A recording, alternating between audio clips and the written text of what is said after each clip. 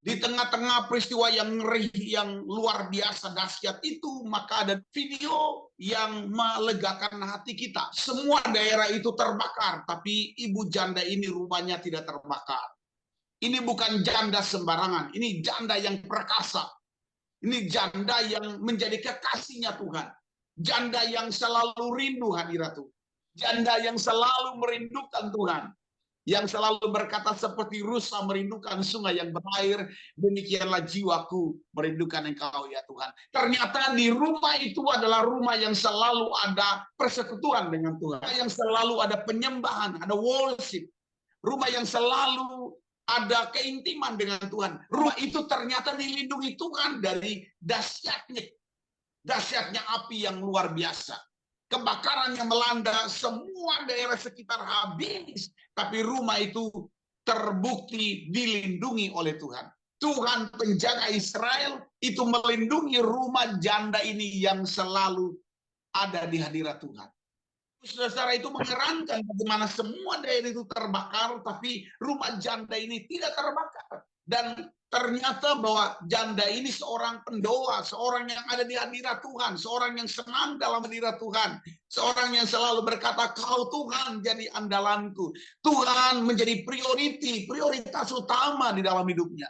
Dan terbukti bahwa Tuhan melindungi. Jadi ternyata Bapak Ibu, goncangan itu membuktikan bahwa akan ada perbedaan orang yang dilindungi dan orang yang tidak terlindungi adalah orang yang mengandalkan Tuhan dan yang tidak. Maka memang Alkitab berkata bumi akan digoncangkan dan yang menggoncangkan itu adalah Tuhan sendiri. Tetapi goncangan itu akan membuktikan untuk membedakan mana yang tergoncangkan dan mana yang tidak tergoncangkan. Yang tidak tergoncangkan hanya kerajaan Allah. Semua bisa tergoncangkan, tapi kerajaan Allah tidak akan pernah tergoncangkan. Amin, amin, amin. Karena kerajaan Allah tidak tergoncangkan, maka tinggallah dalam kerajaan Allah. Amin. Kalau kita tinggal dalam kerajaan Allah, semua bisa tergoncangkan, tapi kita tidak akan pernah tergoncangkan. Ini melegakan, ini membuktikan bahwa firman yang kita dengar, pembelaan Tuhan itu nyata, itu terbukti, itu real Bapak Ibu. Bukan sebuah cerita fata morgana.